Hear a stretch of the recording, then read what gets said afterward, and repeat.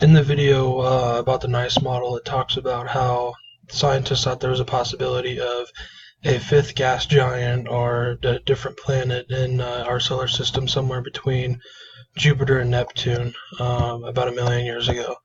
And during this process, there were many collisions and orbit influences on different planets, which changed the way planets orbit around the sun in our solar system today. These many collisions caused a lot of different moons, especially the moon that we have for our Earth, to form and start to orbit our planet.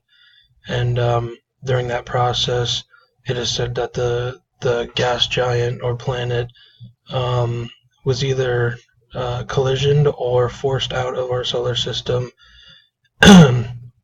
and sent in like a rogue path just on its own.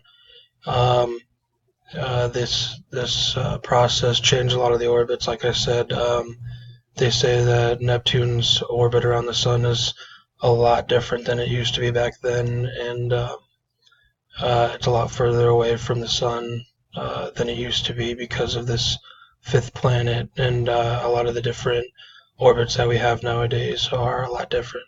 Thank you.